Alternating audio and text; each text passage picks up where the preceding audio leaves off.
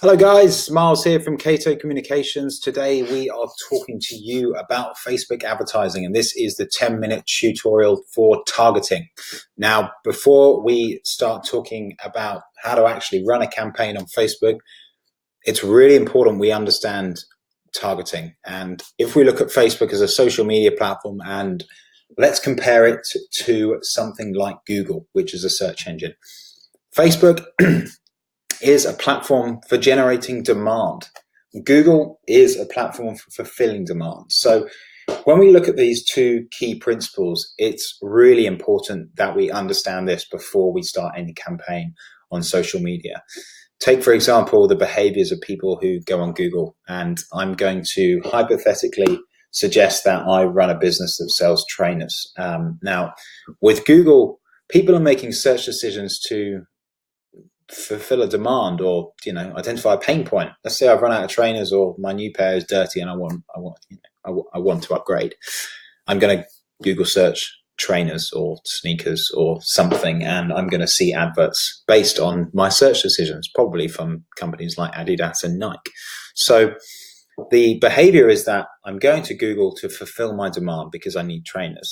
Now, if I look at the behaviors that I have on Facebook, I'm not actually there to purchase products. I'm there to consume content. I'm there to engage with my friends, and I'm there to watch videos, read articles, things like that.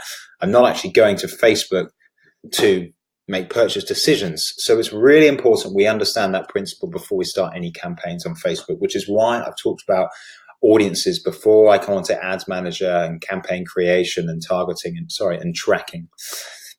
So we've got 8 minutes. I'm going to try and quickly run you through the 3 ways we can create audiences in the Facebook Ads Manager. So without further ado, obviously we've got this nice blue-green button here, and we've got 3 ways that we can create audiences. And I'll look at the first one, but actually we're going to go into more detail into how to create a saved audience.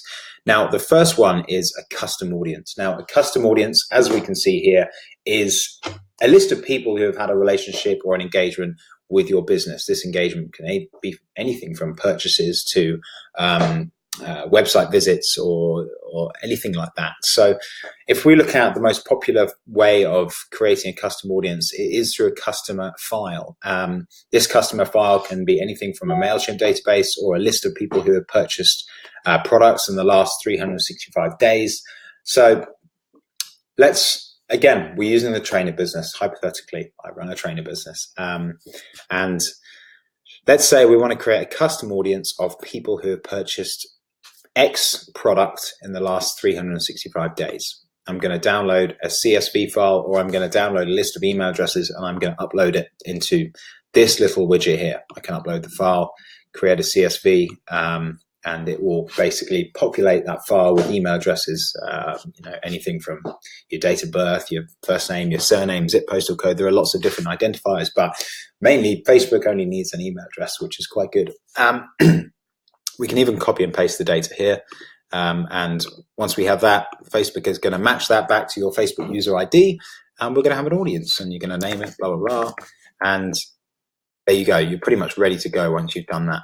Again, very simple. I won't get into too much detail. Facebook does actually quite clearly outline how to do this. So, and it's fairly self-explanatory for how to do this. So that is one way of creating a custom audience using existing customers and things like that. We can also create a custom audience of website traffic. Website traffic can be anything from your website visitors to people who have viewed specific pages to people who have spent the most time on your website, from the people who have completed specific events such as purchases, add to cart, initiate checkout, page view, lead forms, things like that. These are all different ways we can create audiences. So it's very sophisticated. There's a lot of things we can do with custom audiences. These are just a couple of ways to do them. And I must go on to engagement, because this is a great new feature that Facebook has rolled out. So let's say, for example, this trainer business is very, very new. We've only had maybe 50 people purchase the product, but we have a great social media presence. Well, we can actually create audiences based on engagements on our social media channels. We can create audiences based on people who have viewed specific videos. Let's say we put out a video and it got 10,000 views. We can create an audience of people who have watched specific segments of those videos. The list goes on: lead forms, Facebook pages, Instagram pages. Anyone who's interacted with these accounts and these channels, we can create audiences based on their engagements, which is great. So I've got probably just under 5 minutes. So I'm going to run you through how to create a saved audience, because I think this is the best place to start for anyone who's looking to get into Facebook advertising. Here you have your name. So this is purely for your discretion. How do you want to name your audience? And for me, I'm going to tell you a little bit hypothetically about my buyer persona or my typical customer. Number one, they're males. Number two, they're 25 to 40 and they live in London.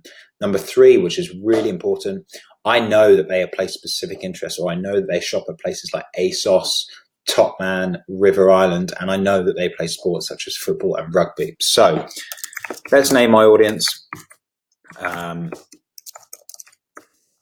London interests, ASOS, Topman, and then we're going to go sports, rugby, football. So we have an audience name there. Perfect. We're not going to talk about custom audience here, because that we can talk about in another webinar. We have already identified that these customers live in London, and I actually want to get quite refined with how I'm targeting these people. So I'm only going to go after people who live within 17 kilometers of the center of London. You can see on the map here exactly where your ads are going to be served to. So anyone who falls outside this category is not going to see our campaigns. Let's bring this slightly closer together. And we're only targeting males. Detailed targeting. Now, this is really important, because we want to be going after people who've placed specific interests in the pages that I identified earlier. Okay, we're using me as a typical buyer here. I shop at ASOS. I also shop at River Island. And now what Facebook is going to do, it's going to look at these and it's actually going to provide me suggestions with what other pages are similar to those ones we've listed. So yes, I've shopped at Boohoo. Yes, I've shopped at Zara. Yes, I've shopped at Urban Outfitters. Okay, so we'll leave it at that at the moment. We won't get too detailed. We really want to keep this nice and brief.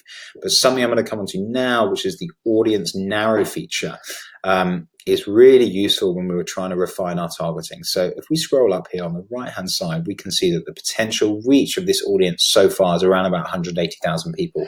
What I'm actually going to do now is try and bring that down to around 60 to 70,000 people by using this narrow feature. So we've already identified that they play sports such as rugby and football. But we might actually want to get slightly more specific. So maybe we could target rugby specific pages such as Rugby Union or World Rugby. Again, I'm just doing this fairly basic. I'm not getting too detailed as to how I do it. And if we scroll up, I reckon this will be around 60,000 people. Okay, it's still 140,000 people potentially, because I've added a couple here. Maybe if we take out football, we've got 50,000 people. Perfect. So we've got our audience now. Basically, this is quite useful when you need to evaluate whether or not we're happy with our targeting. So we can assume so far that the current people within this audience are 25 to 40. They're males. They live in London within that 17-kilometer radius that we've identified on this map here. We're ensuring that we're serving adverts to people who have matched these pages here, but they must also have matched pages to do with rugby, World Rugby, or Rugby Union. So let's say, for example, John likes World Rugby and Rugby Union, but has never placed an interest in pages such as ASOS or Boohoo. He is not going to fall into this potential audience category because he doesn't like both pages.